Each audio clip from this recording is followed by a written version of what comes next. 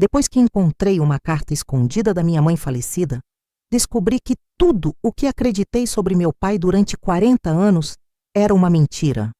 E o que essa verdade destruiu na minha família foi irreparável. Antes de continuar, inscreva-se no canal e comente de onde você está assistindo. Adoramos saber até onde nossas histórias chegam. Meu nome é Lúcia, tenho 68 anos e passei a maior parte da minha vida acreditando conhecer minha família perfeitamente. Cresci ouvindo histórias sobre meu pai, sobre como ele havia sido um homem frio, cruel, indiferente.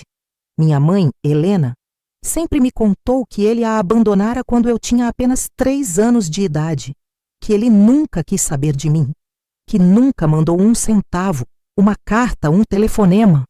Seu pai nos deixou, Lúcia, ela dizia, com aquela voz suave e triste que me partia o coração.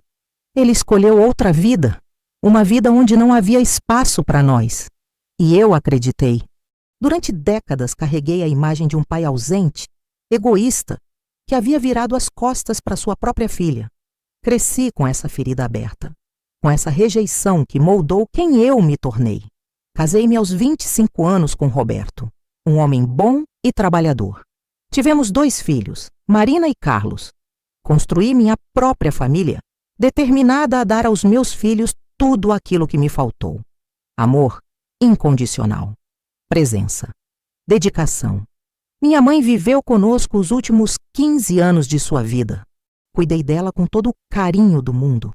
Quando o Alzheimer começou a roubar sua memória, eu estava lá. Quando ela já não reconhecia mais ninguém, eu segurava sua mão e sussurrava: "Estou aqui, mamãe. Sempre estive." Ela faleceu há 6 meses. Partiu dormindo em paz, na cama que montamos para ela na sala da nossa casa. Foi difícil. Mesmo esperando, mesmo sabendo que era inevitável, a dor da perda é sempre maior do que imaginamos. Depois do funeral, começamos o processo doloroso de organizar os pertences dela. Roupas, fotografias, documentos. Cada objeto guardava uma memória. Cada gaveta aberta era um soco no estômago. Marina, minha filha, estava me ajudando. Ela sempre foi próxima da avó. As duas compartilhavam uma cumplicidade especial. "Mãe, o que fazemos com essas caixas?" Marina perguntou, apontando para 3 caixas de papelão empilhadas no fundo do armário. "Vamos ver o que tem dentro", respondi, tentando manter a voz firme. Abrimos a primeira caixa. Documentos antigos, certidões, papéis amarelados pelo tempo. A segunda tinha álbuns de fotografia que eu nunca tinha visto. Imagens da minha mãe jovem, sorrindo, em lugares que eu não reconhecia. A terceira caixa estava lacrada com fita adesiva grossa e tinha algo escrito em caneta na lateral: "Para Lúcia, abrir somente após minha partida." Meu coração disparou.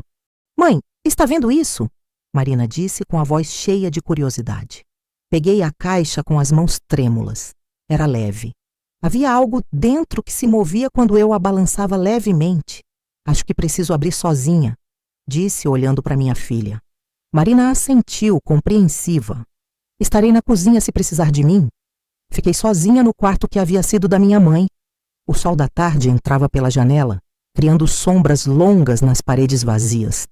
Sentei-me na cama e, com dedos trêmulos, rasguei a fita que selava a caixa. Dentro havia apenas um envelope grande, marrom, grosso, e sobre ele, escrito com a letra trêmula que minha mãe desenvolvia nos últimos anos: "Minha querida Lúcia, perdoe-me." Perdoar? Perdoar o quê? Abri o envelope. Dentro havia várias cartas, dezenas delas, todas endereçadas a mim, todas com o mesmo remetente: Antônio Ferreira, meu pai. Meu coração parou. Literalmente senti que parou de bater por um instante. As cartas estavam organizadas por data. A primeira era de 1962. Eu tinha 4 anos. Com as mãos tremendo tanto que mal conseguia segurar o papel, comecei a ler. "Minha pequena Lúcia, hoje você completa 4 anos e papai não está aí para comemorar com você? Meu coração está partido em 1000 pedaços. Tento imaginar como está crescendo, se seu cabelo ainda é cacheado como quando eu te via, se você ainda tem aquele sorriso que iluminava meus dias. Escreva esta carta porque preciso que você saiba, mesmo que agora não possa ler, que eu nunca quis te abandonar. Nunca. Sua mãe e eu nos separamos, é verdade. Mas eu sempre quis fazer parte da sua vida. Sempre. Mandei cartas, tentei visitar, bati na porta da casa onde vocês moram. Mas Helena não me permite te ver. Ela diz que é melhor assim, que você precisa de estabilidade, que minha presença só causaria confusão. Não concordo.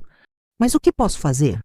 Sou apenas um homem comum, trabalhando para sobreviver, sem os recursos para travar uma batalha judicial que poderia demorar anos e te causar sofrimento. Então escrevo. Escrevo porque um dia, quando você for grande, quero que saiba que seu pai nunca te esqueceu. Nem por um único dia. Você é meu sol, minha razão de acordar toda manhã. Com todo o meu amor, papai. As lágrimas começaram a cair antes mesmo que eu terminasse de ler. Minhas mãos tremiam tanto que o papel balançava à minha frente. Aquilo não podia ser verdade. Não podia. Peguei a segunda carta, depois a terceira, a quarta, a quinta. Todas contavam a mesma história. Um pai desesperado, tentando manter contato com sua filha.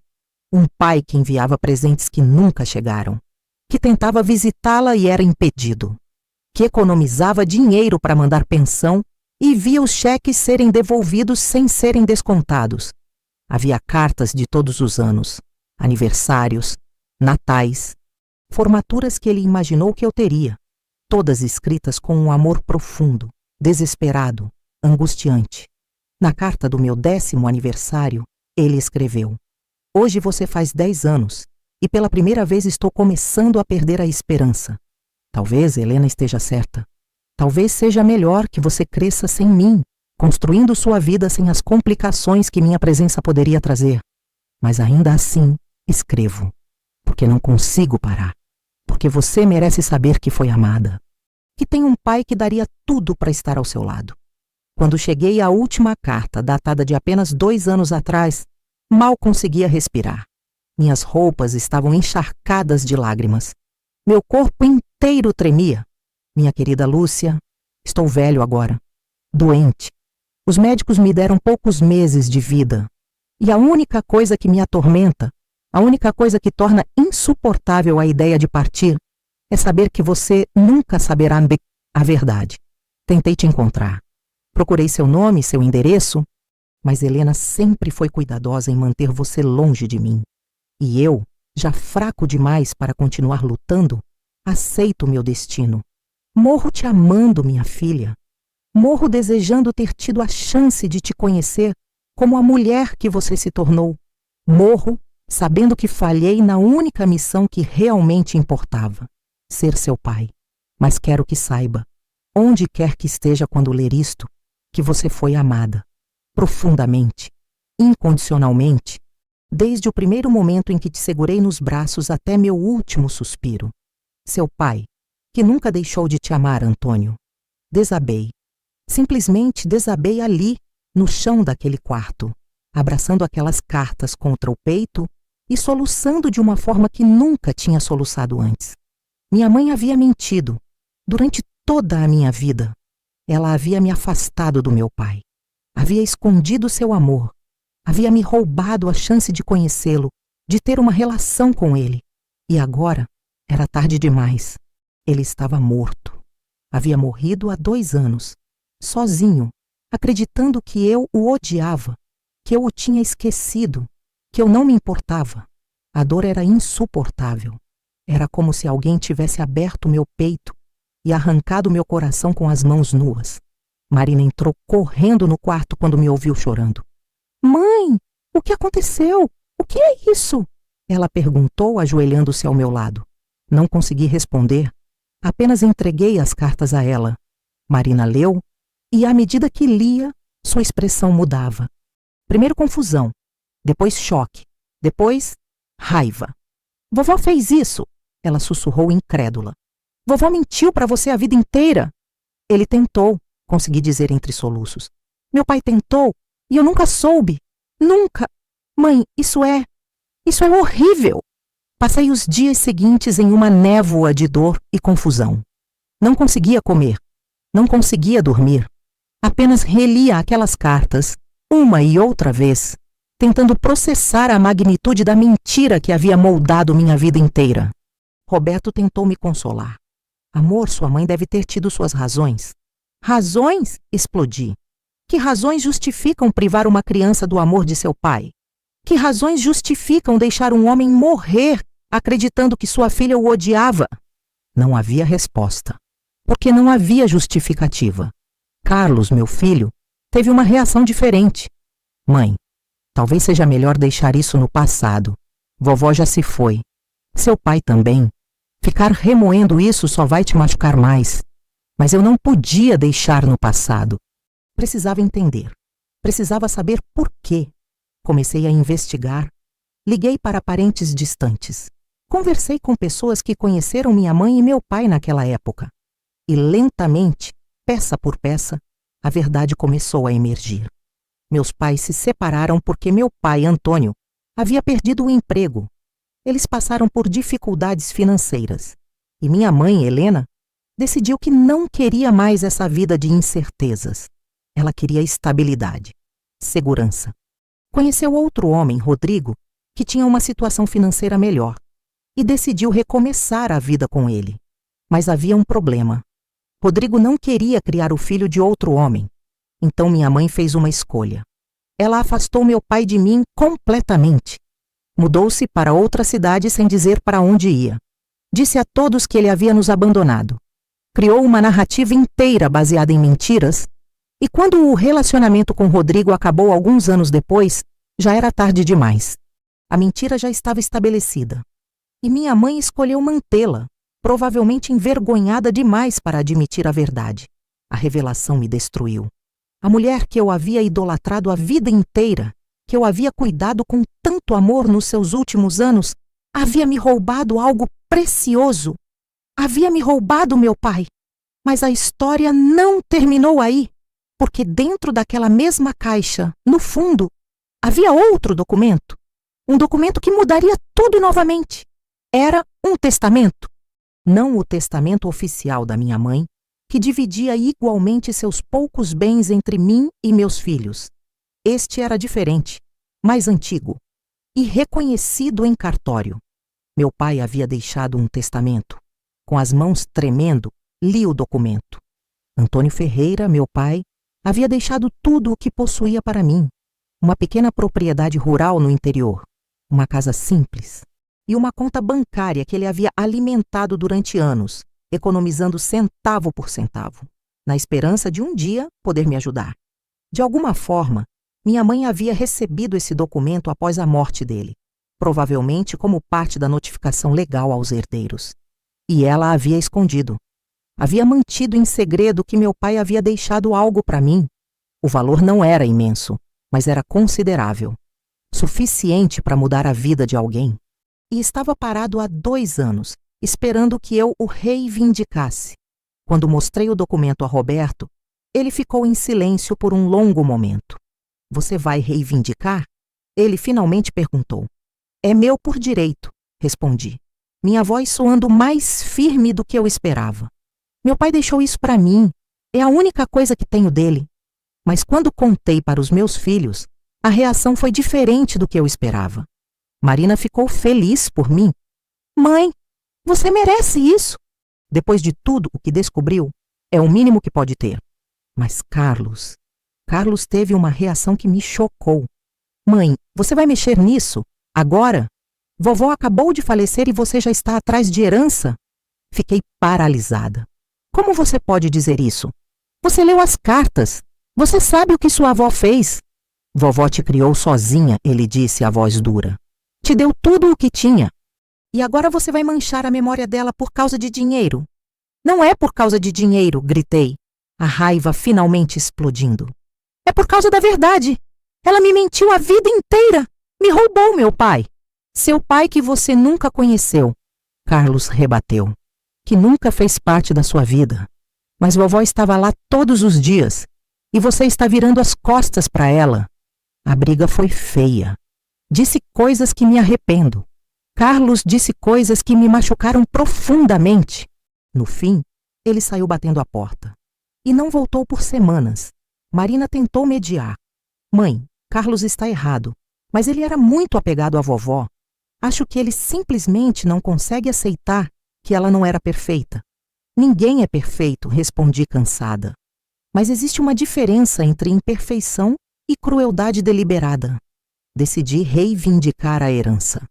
Não pelo dinheiro, embora ele fosse bem-vindo, mas porque era tudo o que me restava do meu pai. Era sua última forma de dizer que ele se importava. O processo foi demorado, burocrático. Mas finalmente, 6 meses depois, o dinheiro foi transferido para minha conta. E junto com ele veio algo que eu não esperava. Um endereço. A propriedade rural que meu pai havia deixado ficava a cerca de 300 quilômetros da cidade onde eu morava. Um advogado me informou que a casa ainda estava lá, preservada com alguns móveis e pertences que haviam sido deixados intocados. A senhora gostaria de visitar? Ele perguntou. Respirei fundo. Sim, gostaria. Roberto foi comigo. Marina insistiu em ir também. Carlos, ainda magoado, disse que não tinha interesse. A viagem foi silenciosa. Eu estava nervosa, ansiosa, assustada. O que encontraria lá? Que fantasmas do passado me esperavam?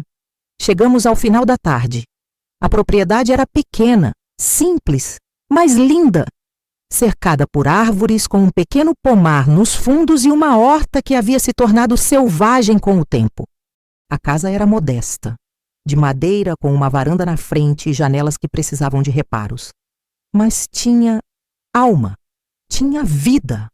A porta estava trancada, mas o advogado havia me dado as chaves. Abri com mãos trêmulas. O interior cheirava a mofo e tempo fechado, mas estava limpo, organizado, como se alguém tivesse saído momentaneamente e fosse voltar a qualquer instante. Na sala, havia fotografias nas paredes, e meu coração quase parou quando as vi. Eram fotos minhas, dezenas delas. Fotos da minha infância, da minha adolescência, da minha formatura, do meu casamento. Fotos que eu não fazia ideia de onde ele havia conseguido.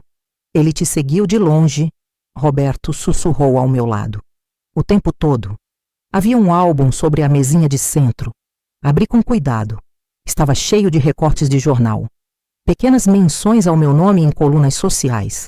Um anúncio do meu casamento.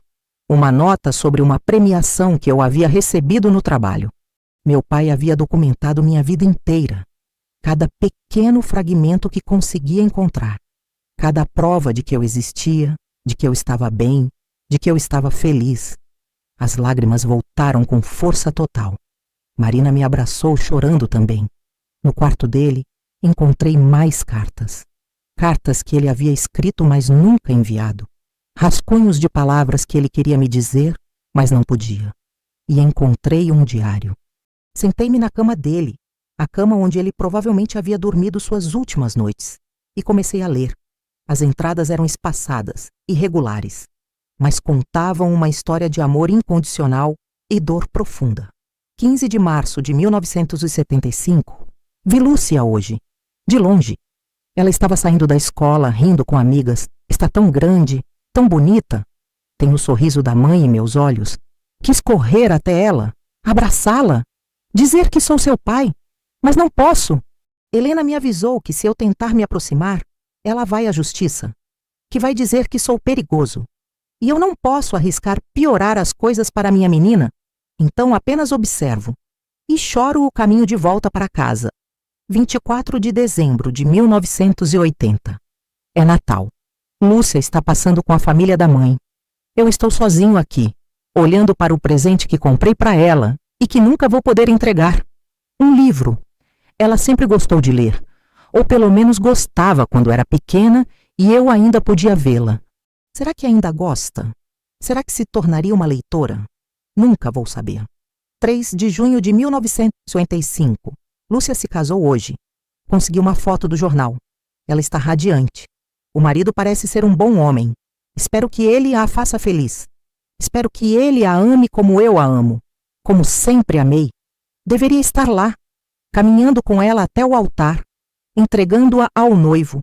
Mas não fui convidado, porque ela não sabe que existo, porque para ela eu sou apenas uma ausência, um vazio.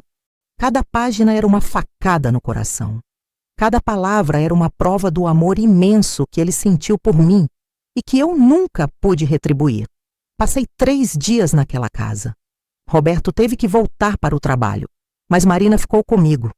Juntas, exploramos cada canto, lemos cada carta, olhamos cada fotografia. E lentamente, algo dentro de mim começou a mudar. A raiva pela minha mãe ainda estava lá, profunda e dolorosa, mas começou a ser acompanhada por outra coisa. Compreensão, talvez. Não aceitação, mas compreensão. Minha mãe havia feito escolhas terríveis.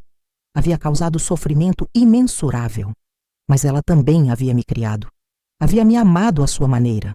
Havia sacrificado muito para me dar uma vida boa. Ela era humana, falha, capaz de grande amor e grande crueldade ao mesmo tempo. E eu era filha dela e dele. Carregava em mim a força dela e a bondade dele, a determinação dela e a capacidade de perdoar dele. Porque meu pai, em todas aquelas cartas, em todas aquelas páginas de diário, nunca falou mal da minha mãe. Nunca a culpou diretamente. Nunca tentou fazer com que eu a odiasse. Ele amava, mesmo na dor. Ele perdoava, mesmo na injustiça. Mãe, Marina disse numa manhã, enquanto tomávamos café na varanda daquela casa. O que você vai fazer agora? Olhei para o horizonte, para as árvores balançando com o vento, para o sol nascendo sobre a propriedade que agora era minha. Vou viver, respondi. Vou honrar a memória dele vivendo plenamente. Vou usar o que ele me deixou, não apenas como herança financeira, mas como herança emocional. Ele me ensinou que o amor persiste, mesmo quando tudo conspira contra ele. E vou carregar essa lição comigo. E vovó? Suspirei. Não posso perdoá-la completamente. Não agora. Talvez nunca. Mas posso escolher não deixar que a raiva consuma o resto da minha vida. Posso escolher lembrar também dos momentos bons que tivemos. Posso escolher ser mais do que apenas uma vítima da decisão dela. Quando voltamos para casa, Carlos estava me esperando. Ele estava diferente, mais magro, com olheiras profundas. Era óbvio que as últimas semanas haviam sido difíceis para ele também. Mãe, ele disse assim que entrei pela porta. Precisamos conversar. Sentamos na sala. Roberto discretamente levou Marina para o quarto, nos dando privacidade. Eu li as cartas. Carlos começou, a voz embargada. Marina me deu cópias.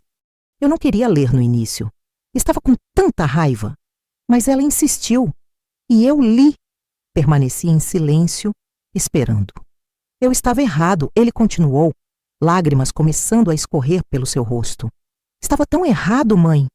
Defendi vovó sem sequer considerar o que ela havia feito, sem considerar sua dor, sua perda. E te machuquei quando você mais precisava de apoio. Meu coração apertou. Carlos, não, deixa eu terminar. Ele interrompeu. Eu idolatrava a vovó. Para mim ela era perfeita. E quando você descobriu a verdade, foi como se estivesse atacando essa imagem perfeita que eu tinha. Então eu ataquei de volta, mas estava protegendo uma ilusão. Estava escolhendo a memória de alguém que já se foi em detrimento da pessoa que ainda está aqui, da minha própria mãe. Levantei-me e o abracei. Ele chorou nos meus braços como não chorava desde criança. Eu te perdoo, sussurrei. Claro que te perdoo. Como você consegue? Ele perguntou entre soluços. Como consegue perdoar depois de tudo? Porque aprendi com meu pai, respondi. Um homem que eu nunca conheci, mas que me ensinou através das suas palavras que o amor é mais forte que a mágoa, que a compaixão é mais poderosa que a vingança. Ficamos assim por um longo tempo, mãe e filho, se reconectando através da dor compartilhada. Quando finalmente nos separamos, Carlos limpou o rosto com as mãos. Me conta sobre ele, ele pediu. Sobre meu avô, quero saber tudo. E contei, sobre as cartas, sobre a casa, sobre o amor que persistiu através de décadas de separação forçada. Os meses seguintes foram de cura lenta. Decidi transformar a propriedade rural num lugar de retiro, um espaço onde eu poderia ir quando precisasse de paz. onde poderia me conectar com a memória do meu pai. Roberto e eu começamos a passar fins de semana lá. Marina nos visitava frequentemente, levando o marido e os filhos. Carlos também passou a ir, trazendo a namorada. Criamos novas memórias naquele lugar que havia guardado tanto sofrimento. Plantamos novas árvores no pomar. Reformamos a casa, preservando sua essência, mas tornando-a mais confortável. E eu continuei lendo as cartas, uma e outra vez. Cada leitura revelava nuances que eu havia perdido antes. Cada palavra se tornava mais preciosa. Um dia, 6 meses depois de descobrir a verdade, recebi uma ligação inesperada. Alô, é a Lúcia? Uma voz de mulher perguntou. Sim, quem fala? Meu nome é Rosa. Eu fui casada com seu pai, por um breve período nos últimos anos da vida dele. Meu coração acelerou. Você conheceu meu pai? Conheci. E quando soube através do advogado que você havia reivindicado a herança dele, pedi seu contato. Espero que não se importe. Não me importo. Por favor, me conte sobre ele. E Rosa contou. Falou de um homem gentil, melancólico, mas cheio de amor para dar. Falou de como ele mencionava sua filha todos os dias. De como ele havia guardado esperança até o fim de que um dia eu descobriria a verdade. E poderia conhecê-lo, mesmo que fosse apenas através das palavras que ele havia deixado. Ele era um homem bom? Rosa disse, a voz emocionada. Um dos melhores que já conheci. E ele te amou mais do que amou qualquer outra coisa nesta vida. Por que vocês se separaram? Perguntei curiosa. Não nos separamos. Eu era enfermeira no hospital onde ele foi tratado nos últimos meses. Nos apaixonamos ali, em meio à dor e à certeza da morte próxima. Nos casamos num leito de hospital, cercados apenas por médicos e testemunhas. Ele faleceu 3 semanas depois. Meu Deus! Ele te mencionou até o último momento, Rosa continuou. Suas últimas palavras foram: diga a Lúcia que eu sempre a amei. E eu tentei encontrá-la. Mas sua mãe ainda estava viva na época e impediu qualquer contato. Mais uma camada de dor. Mais uma oportunidade perdida. Ele deixou algo para você, Rosa disse. Algo que eu guardei porque não sabia como fazer chegar até você. Posso enviar? Por favor, consegui dizer através das lágrimas. 3 dias depois, chegou um pequeno pacote. Dentro havia uma caixinha de veludo. E dentro da caixinha, um anel. Era simples. Uma aliança de ouro com uma inscrição por dentro. Para Lúcia, com todo o amor que sempre tive e sempre terei. Papai. Coloquei o anel no dedo. Serviu perfeitamente. Uma noite, sozinha na varanda da propriedade, olhando para as estrelas, Roberto sentou-se ao meu lado. Você está em paz? Ele perguntou gentilmente. Pensei antes de responder. Não completamente. Não sei se algum dia estarei. Mas estou melhor. Estou aprendendo a viver com a verdade. E sua mãe? Suspirei. Essa é a pergunta difícil, não é? Parte de mim nunca vai perdoá-la. Nunca vai aceitar o que ela fez. Mas outra parte entende que ela era humana, que fez escolhas terríveis baseadas em medo, insegurança, orgulho. Escolhas que provavelmente a assombraram também. Você acha que ela se arrependeu? Acho. Acho que por isso ela guardou aquelas cartas. Por isso ela deixou instruções para que eu as encontrasse após sua morte. Era sua forma de pedir perdão, talvez. Ou pelo menos de permitir que eu conhecesse a verdade. Foi covarde, Roberto disse. Foi. Mas também foi humano. Ela não teve coragem de me contar em vida. Não teve coragem de ver minha reação, de lidar com minha dor e raiva. Então deixou para depois, para quando ela já não estivesse aqui para enfrentar as consequências. E isso é suficiente? Olhei para o anel no meu dedo. Não, mas é o que tenho. E preciso decidir o que fazer com isso. Passamos semanas nesse estado de limbo. Até que um dia, Marina veio me visitar com uma proposta. Mãe, estive pensando. Vovó nos deixou algumas coisas também, lembra? Joias, alguns móveis. E tem aquele diário que ela escrevia. Você chegou a ler? Eu não tinha. Não tinha conseguido. A ideia de entrar na mente dela, de ver como ela justificava suas ações, era demais. Talvez devesse, Marina sugeriu gentilmente. Não para perdoá-la, mas para entender. Ela tinha razão. O perdão não era obrigatório, mas a compreensão talvez trouxesse paz. Peguei o diário. Era velho, gasto, com páginas amareladas. Comecei a ler. As primeiras entradas eram de quando meus pais ainda estavam juntos. Falavam de amor, esperança, sonhos para o futuro. Depois vieram as entradas sobre dificuldades financeiras, sobre brigas, sobre a sensação de estar afogando em contas e preocupações.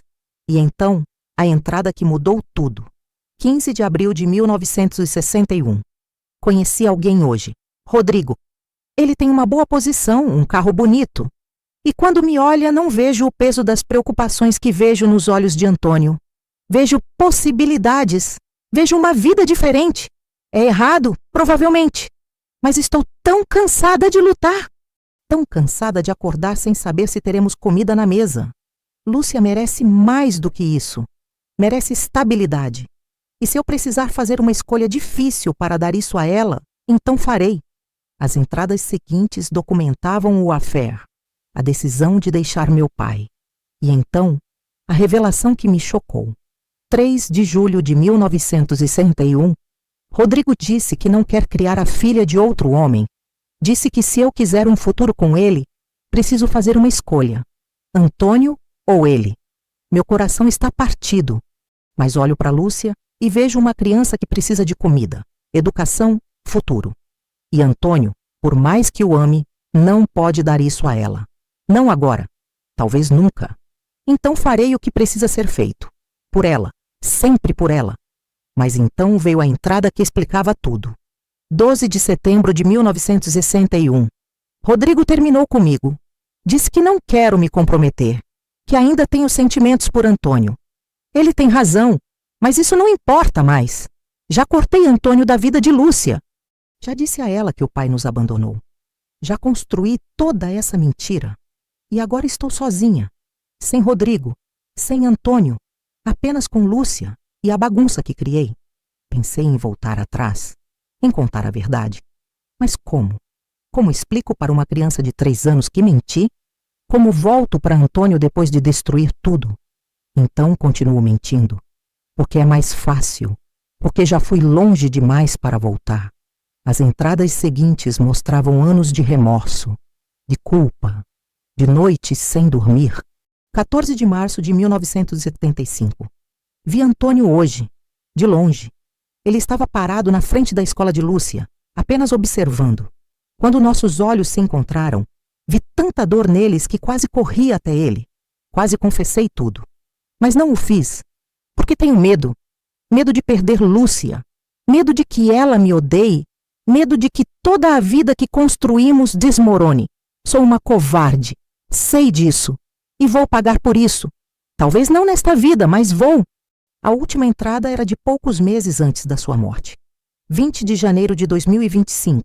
O Alzheimer está me levando. Logo não vou mais lembrar de nada.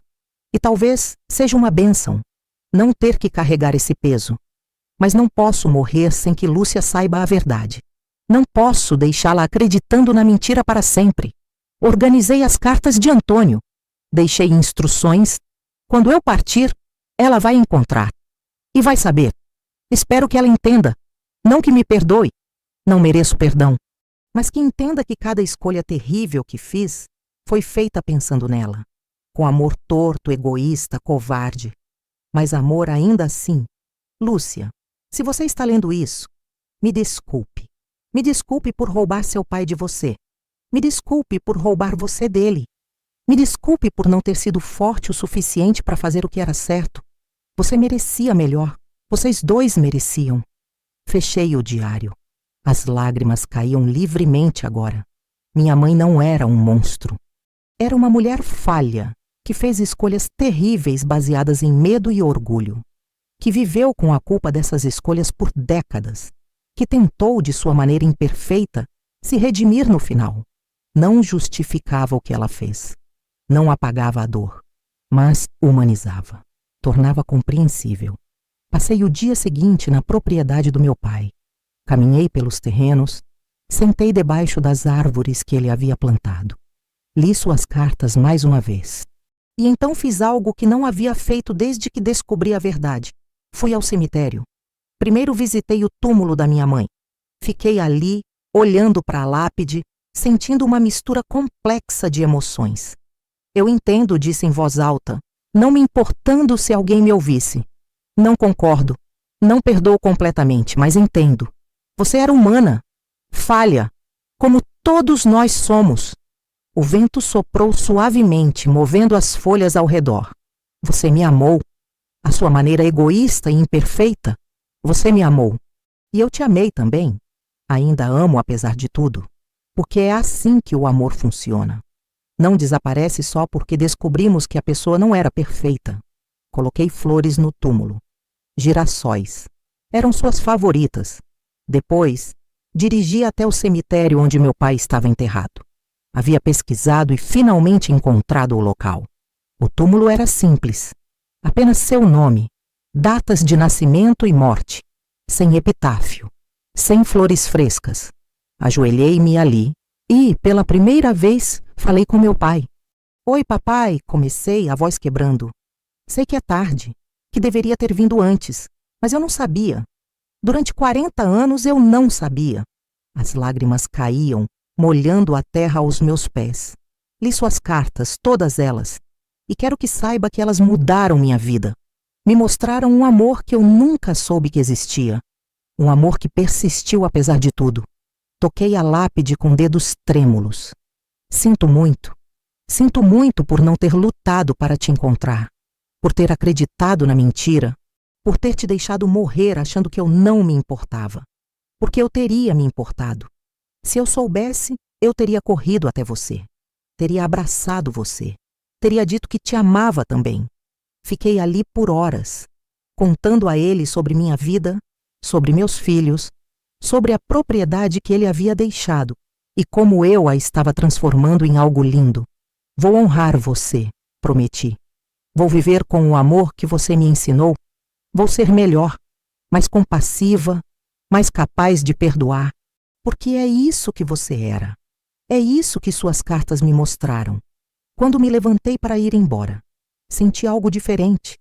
Não era paz completa, não era ausência de dor, mas era aceitação, uma compreensão de que a vida é complexa, que as pessoas são complexas e que o amor pode existir mesmo nas circunstâncias mais imperfeitas.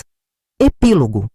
Hoje, 2 anos depois de encontrar aquelas cartas, tenho uma vida diferente.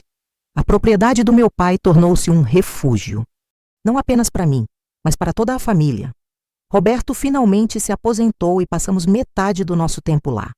Marina está grávida de seu 3º filho e já disse que quer criá-lo com as histórias do bisavô que nunca conheceu.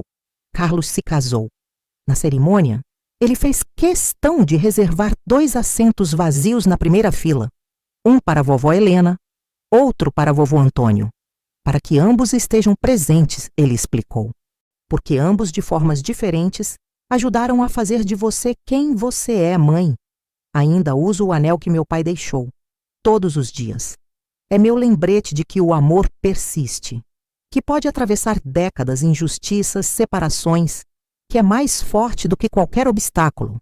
E sobre minha mãe, aprendi a segurar 2 verdades simultaneamente, que ela me amou profundamente e que me machucou profundamente, que ela fez escolhas terríveis e que tentou, à sua maneira, fazer o melhor que podia. Não perdoei completamente. Talvez nunca perdoe. Mas também não carrego mais o peso da raiva.